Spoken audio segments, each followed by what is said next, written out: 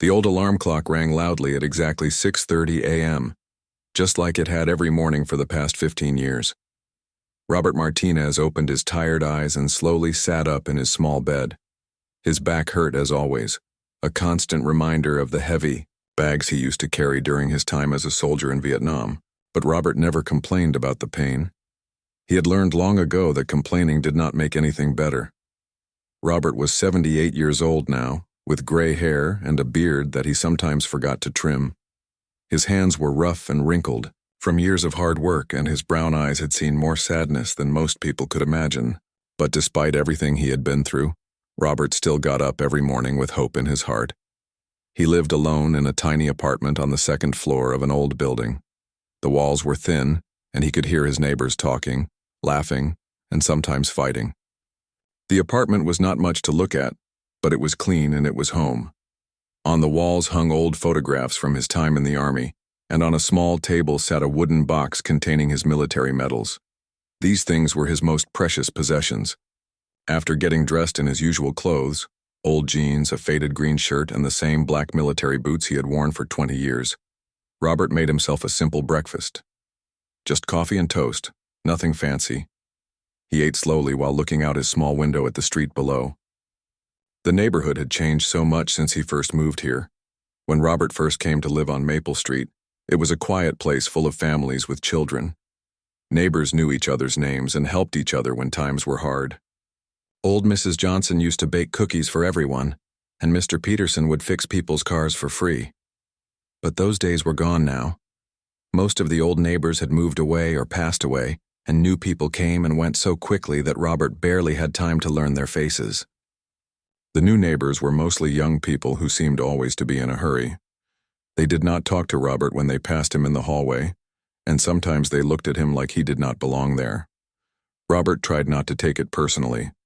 He understood that young people had their own problems and their own lives to worry about. At exactly 7 a.m., Robert locked his apartment door and began his daily walk. This walk was the most important part of his day, the one thing that gave his life structure and meaning. He walked slowly down the stairs, holding the railing carefully because his knees were not as strong as they used to be. Once outside, he took a deep breath of fresh air and started his journey. The walk to the park was exactly 6 blocks long. Robert knew every crack in the sidewalk, every house along the way, and every tree that lined the street. He walked the same route every single day, rain or shine, summer or winter. It was his way of staying connected to the world when everything else in his life felt uncertain. As he walked, Robert remembered the old days when his wife Maria was still alive. She used to walk with him sometimes, holding his arm and talking about their plans for the day. Maria had died 5 years ago from cancer, and Robert still missed her every single day. The walk to the park was something they had started together, and now he continued it alone as a way to keep her memory alive. The neighborhood looked different in the morning light. Some houses were well kept with pretty gardens and fresh paint, while others looked tired and forgotten. Robert noticed everything: the cat that always sat in the same window, the old man who watered his flowers every morning, and the young mother who walked her baby in a stroller. These small details made him feel like he was still part of something, even when he felt very alone. About halfway to the park, Robert always passed the corner store where he sometimes bought milk or bread. The store owner, Mr. Kim, was one of the few people who still greeted Robert with a smile. Mr. Kim had come to America from Korea many years ago, and he understood what it felt like to be an outsider in a new place. Sometimes they would talk about their families or share stories about the old days. But on this particular morning, something was different. As Robert approached the corner store, he saw 2 police cars parked outside. This was unusual because the store was in a quiet part of the neighborhood where nothing exciting ever happened. Robert felt a small worry in his stomach, but he told himself it was probably nothing serious. The park where Robert went every morning was small but beautiful. It had tall oak trees that provided shade in the summer and benches where people could sit and rest. In the center of the park was a small pond where ducks and pigeons came to drink water. Robert always brought a small bag of breadcrumbs to feed the birds. It made him happy to see them gather around him, waiting for their daily meal. Robert had a favorite bench under the biggest oak tree. He had been sitting on this same bench every morning for 15 years. From this spot he could see the whole park and watch the world wake up around him. Sometimes joggers would run past, sometimes dog owners would walk their pets, and sometimes other elderly people would come to sit and enjoy the peaceful morning. The pigeons knew Robert well by now. As soon as they saw him approaching with his small bag of breadcrumbs, they would fly down from the trees and gather at his feet. Robert liked to think that these birds were his friends. They did not judge him for being old or poor or lonely. They simply accepted his kindness and gave him something to care about. After feeding the birds, Robert would sit quietly on his bench and think about his life. He thought about his time in Vietnam, about the friends he had lost in the war, and about the young man he used to be. He thought about Maria and the life they had built together. Sometimes he thought about his son David, who lived far away in Colorado and had become a successful lawyer. Robert was proud of David, even though they did not talk as often as Robert would have liked. But today, as Robert began his usual walk to the park, he had no idea that this morning would be different from all the others. He had no idea that today would change his life forever, and that the two police officers he was about to encounter would test everything he believed about justice, dignity, and what it meant to be an American. As Robert walked slowly toward the corner store, he could hear loud voices coming from where the two police cars were parked. The voices sounded angry and harsh, not like the calm way police officers usually talked in his neighborhood. Robert felt his stomach tighten with worry, but he kept walking. He had done nothing wrong, so he had no reason to be afraid. Officer Jake Thompson was 26 years old and had been a police officer for only 2 years. He was tall and strong, with short blonde hair and cold blue eyes. Jake thought he was tough and important because he wore a uniform and carried a gun. He did not respect older people, and he especially did not like people who looked poor or homeless. To Jake, these people were problems that needed to be solved, not human beings who deserved kindness. His partner, Officer Mike Stevens, was 31 years old and had been on the police force for 5 years. Mike had dark hair and a thick mustache, and he always tried to act tougher than he really was. Mike wanted Jake to think he was a good cop, so he often went along with whatever Jake wanted to do, even when he knew it was wrong. Both officers had been told by their boss to clean up the streets and move homeless people out of the area. When the two officers saw Robert walking slowly down the sidewalk, they immediately decided he was one of the homeless people they were supposed to remove. Robert's clothes were old and patched, his gray hair was messy, and his beard needed to be cut. To the young officers, he looked exactly like the kind of person they had been told to get rid of. They had no idea that Robert was a war hero who had risked his life to protect their freedom. Officer Thompson stepped directly into Robert's path, forcing the old man to stop walking. Robert looked up with confused and worried eyes. He had always respected police officers and had never caused any trouble in his neighborhood.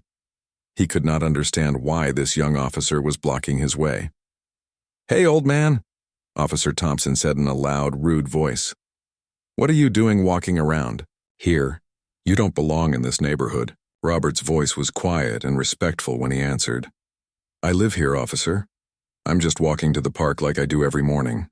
I live just a few blocks away in the apartment building on Elm Street." But Officer Thompson did not want to listen to Robert's explanation. He had already made up his mind about what kind of person Robert was. In the officer's opinion, Robert looked like a dirty old homeless man who was probably drunk or on drugs. Thompson did not care about the truth. He only cared about showing everyone how powerful he was. "I don't believe you," Thompson said with a mean smile.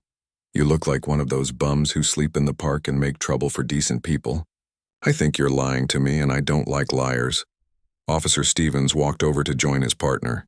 He could see that Robert was just a harmless old man, but he did not want Thompson to think he was weak.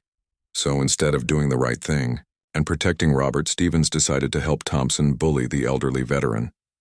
"Yeah, look at this guy," Stevens said, pointing at Robert's worn clothes.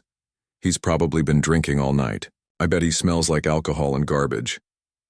Robert felt his heart beating faster. He was scared and confused, but he tried to stay calm. "Please, officers, I haven't done anything wrong. I don't drink alcohol, and I'm not homeless. I'm a veteran. I served in Vietnam. I just want to go to the park to feed the birds. When Robert mentioned that he was a veteran, both officers laughed out loud. They thought he was lying to get sympathy. Thompson looked at Robert's old clothes and messy appearance and decided there was no way this pathetic old man could have been a soldier. A veteran, Thompson said, laughing cruelly. You? You look more like a crazy old beggar to me. I bet you never served a day in your life. You're just another worthless old man taking up space in our neighborhood. The words hurt Robert more than any physical pain he had ever felt. He had been proud of his military service his entire life. He had fought bravely in a terrible war, had seen his friends die and had earned medals for his courage. But these young officers were treating him like he was nothing, like his service to his country meant nothing. Other people walking on the street could see what was happening, but most of them looked away and walked faster. Nobody wanted to get involved with the police, even when they could see that something very wrong was taking place. A few people stopped to watch, but they stayed far away and did not try to help Robert. Then Officer Thompson did something that crossed every line of human decency. He walked to his police car and opened the trunk. Inside was a can of black spray paint that he sometimes used to mark evidence at crime scenes. Thompson got an evil idea that would change Robert's life forever. You know what? Thompson said to his partner with a wicked grin. I think this old liar needs to be marked so everyone knows what he really is. Stevens should have stopped his partner right then.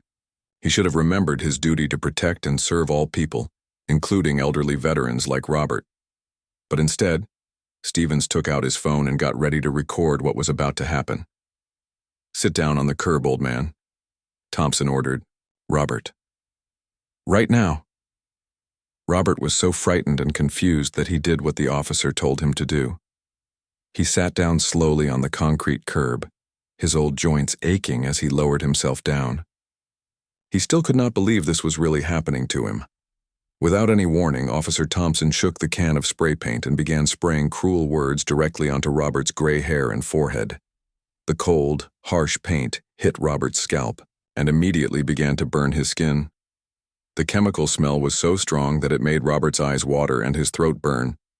The words that Thompson painted on Robert's head were so mean and hateful that people who saw them would never forget the sight. Words like loser and fake and other terrible things that no human being should ever have written on them. The black paint ran down Robert's face and into his eyes, making it hard for him to see. Officer Stevens laughed and took pictures with his phone while his partner continued the cruel attack.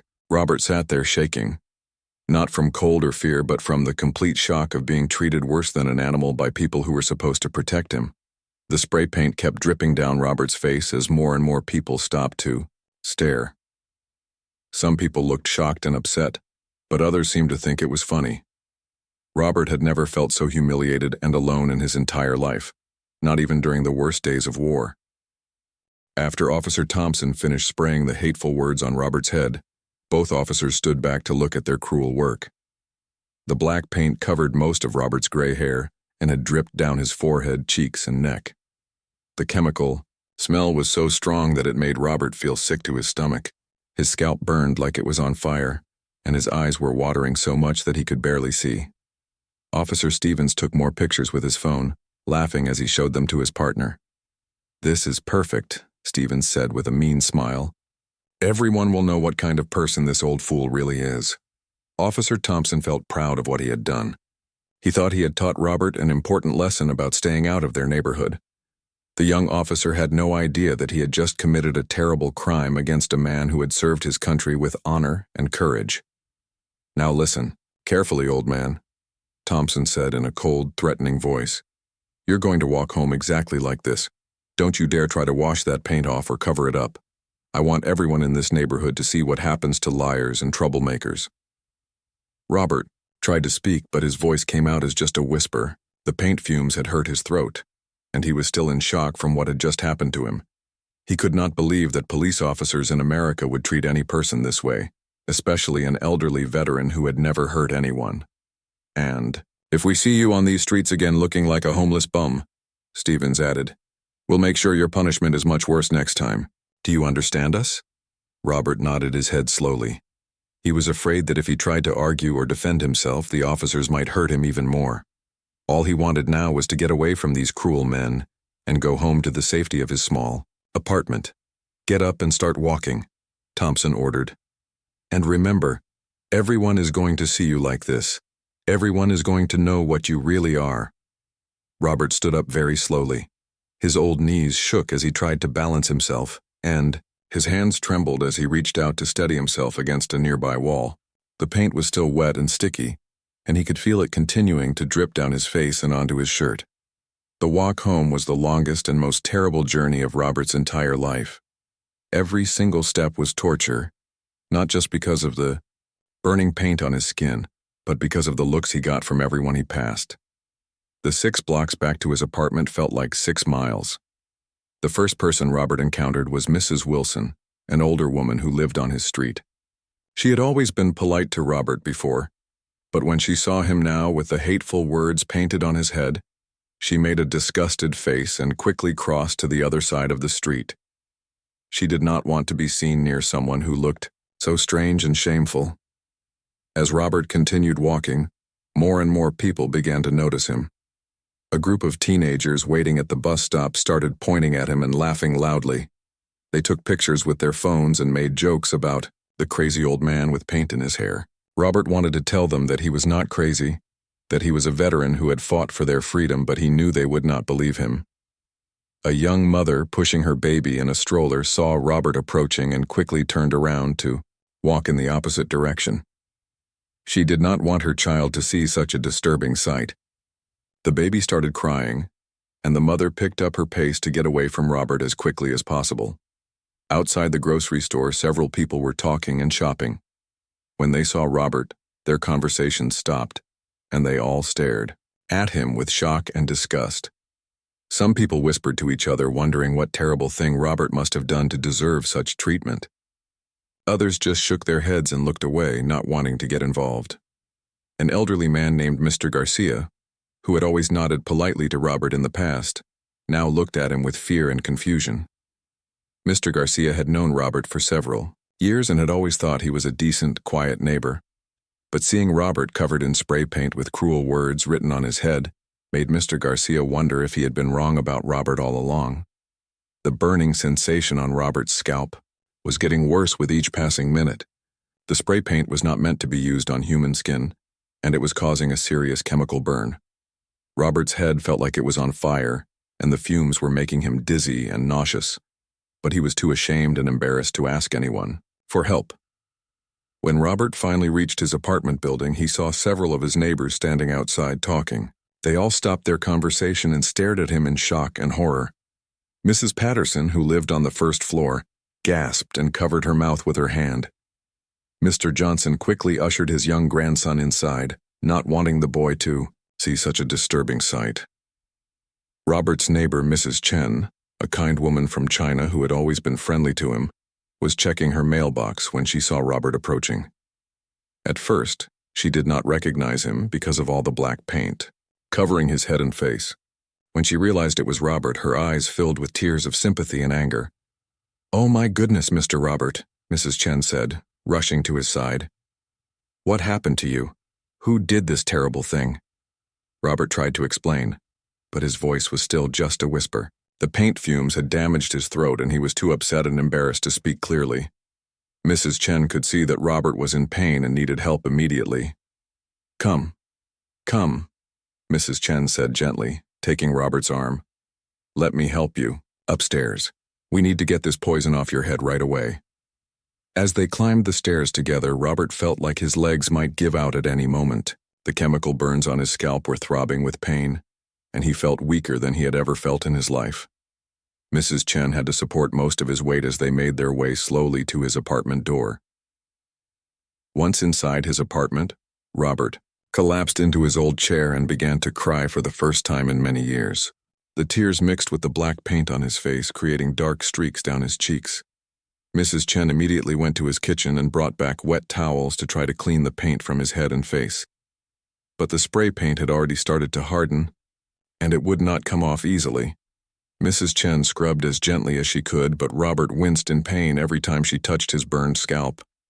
The cruel words were still clearly visible even after they had cleaned away some of the excess paint. "This is not right," Mrs. Chen said angrily as she continued trying to help Robert. "No person should be treated this way. We must call someone. We must get help." 3 days had passed since the terrible incident, and Robert had not left his apartment even once. He sat in his old chair, staring at the wall and barely eating the soup that Mrs. Chen brought him every day.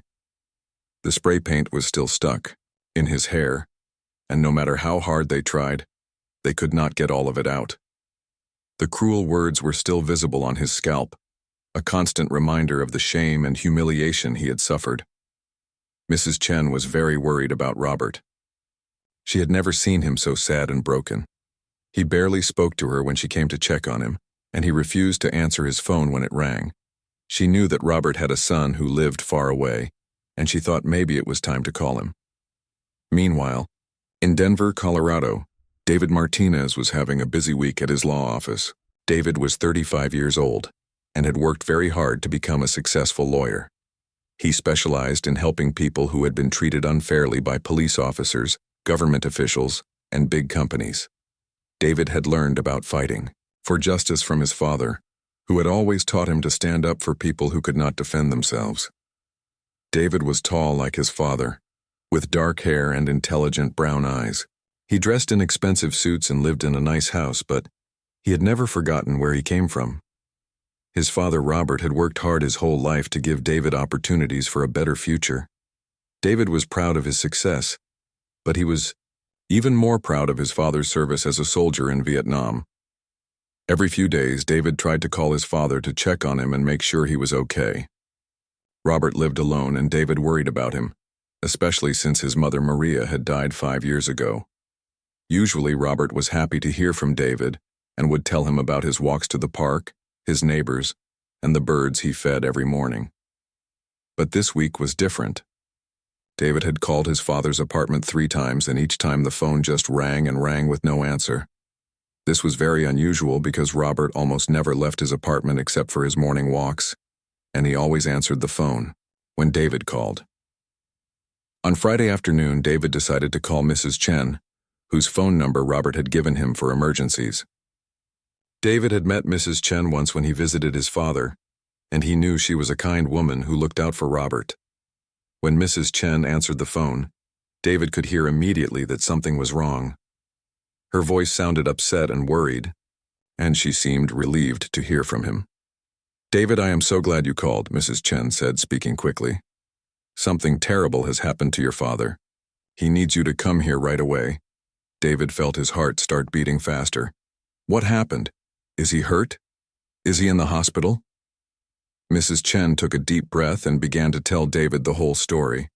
She explained about the 2 police officers who had stopped Robert on the street, how they had accused him of being homeless, and how they had sprayed paint on his head with cruel words. She told David that Robert had not eaten properly in 3 days and had not left his apartment since the incident. As David listened to Mrs. Chen's story, he felt a rage building inside him that was unlike anything he had ever experienced. His father was a war hero who had risked his life for his country, and now police officers had treated him worse than an animal. David's hands shook as he held the phone, and his voice became cold and angry. "Did anyone take pictures of what they did to him?" David asked. "Yes," Mrs. Chen replied. "I took photos with my phone to show how badly they hurt him, and I heard that one of the police officers also took pictures while it was happening."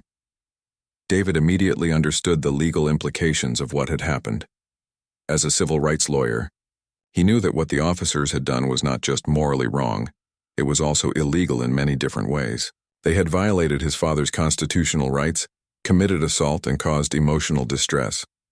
If David could prove everything that Mrs. Chen had told him, the officers and the police department would be in serious trouble. "Mrs. Chen, I want you to listen to me very carefully," David said in his professional lawyer voice. "Do not let my father wash any more of the paint out of his hair. I know it sounds strange, but we need to keep it as evidence. And please do not talk to any police officers if they come to your building. I will be there tomorrow morning." After hanging up the phone, David immediately canceled all of his meetings for the next week. He called the airport and booked the earliest flight to his father's city. Then he called his assistant and told her to research everything she could find about police misconduct cases and chemical assault charges. During the long flight, David's mind raced with plans for how he would get justice for his father. He thought about all the laws that had been broken and all the rights that had been violated.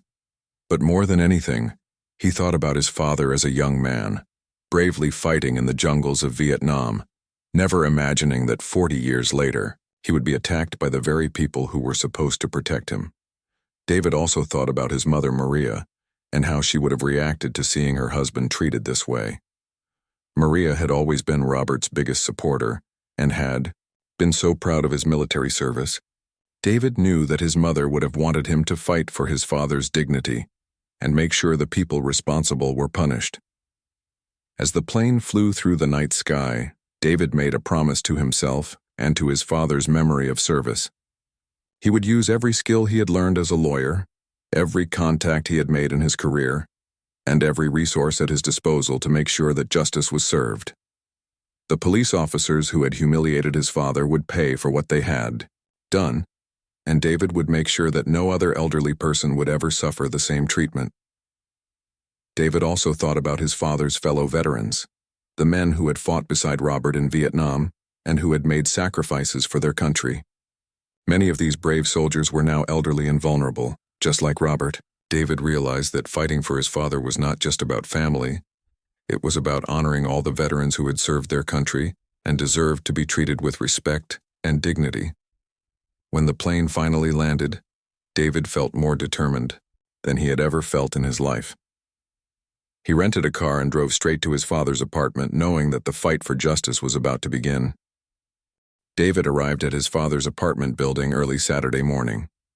His heart was pounding as he climbed the stairs to the second floor.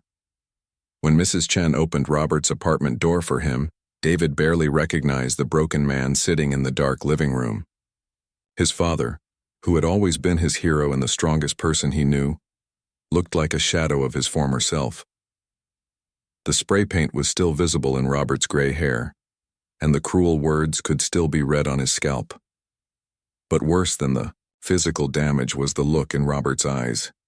The proud, dignified veteran who had raised David to believe in justice and fairness now looked defeated and hopeless.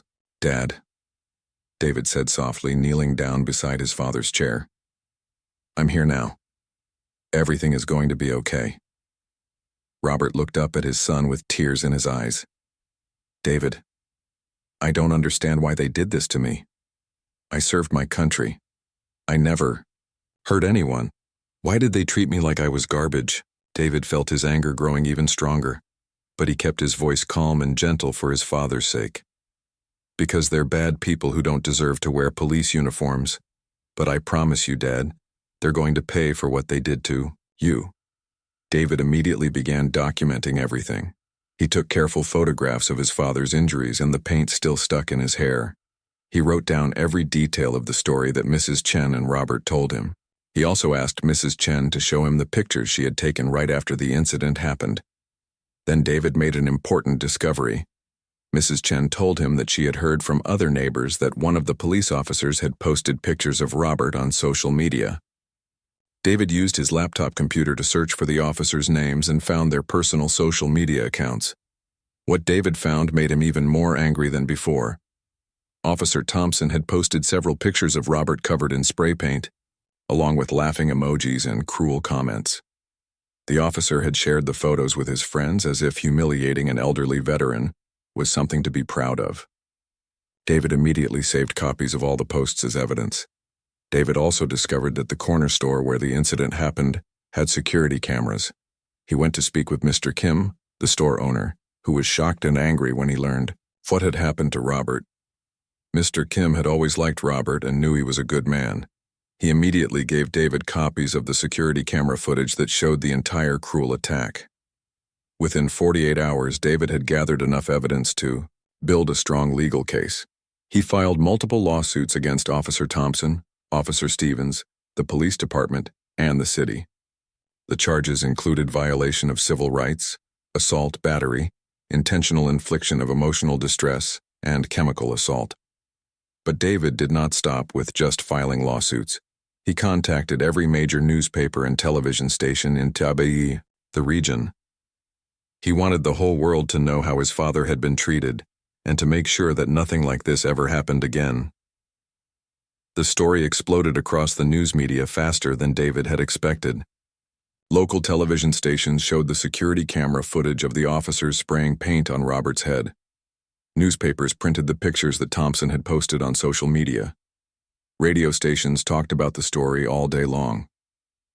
The public reaction was immediate and powerful. People from all over the country were outraged that police officers would treat an elderly veteran with such cruelty. Veterans organizations offered their support to Robert and demanded justice. Protest groups gathered outside the police station carrying signs that said, "Respect our veterans and justice for Robert." The police chief, Captain Williams, was forced to hold a press conference within 3 days of the story breaking. He stood in front of dozens of reporters and cameras, looking very uncomfortable and embarrassed.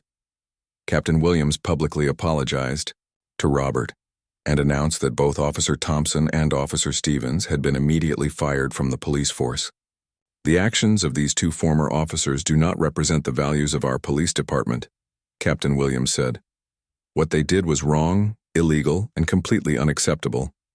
We will cooperate fully with the criminal investigation and the civil lawsuits." The mayor of the city, Sarah Johnson, also felt pressure to respond to the growing public anger. She personally visited Robert at his apartment to apologize on behalf of the entire city. Mayor Johnson was shocked when she saw the elderly veteran still suffering from the effects of the spray paint attack. "Mr. Martinez, I am deeply sorry for what happened to you," the mayor said with tears in her eyes. "This is not the city we want to be, and these are not the values we stand for. We will make sure that changes are made so this never happens to anyone else." But David was not satisfied with just apologies and firings. He wanted real consequences and real changes. The legal battle continued for several months, and David used his skills as a lawyer to make sure that everyone responsible was held accountable. The criminal case against the two officers moved quickly through the court system. Officer Thompson was charged with assault, battery, and violation of civil rights. Officer Stevens was charged with being an accomplice and failure to protect a citizen. Both men were found guilty and sentenced to jail time. The civil lawsuit resulted in a large financial settlement for Robert. The city agreed to pay him $1.2 million for his pain, suffering, and humiliation. But more importantly, the lawsuit led to major changes in police training and accountability procedures. David worked with the city to create new rules that required all police officers to wear body cameras at all times. The police department also had to implement new training programs about treating elderly people and veterans with respect. Any officer who violated these rules would be immediately fired and banned from working in law enforcement. Robert slowly began to heal, both physically and emotionally. The support he received from veterans groups and kind people from around the country helped him remember that most people were good and decent. He began to leave his apartment again and even returned to his morning walks to the park. David convinced his father to start speaking at police academies around the country, sharing his story to help train new officers about the importance of treating all people with dignity and respect. Robert discovered that telling his story helped other people and gave his terrible experience a positive purpose. The incident that was meant to break Robert's spirit instead became the beginning of important changes that made communities safer and more just for everyone. Robert learned that even in his darkest moment, justice was possible when good people stood up to fight for what was right.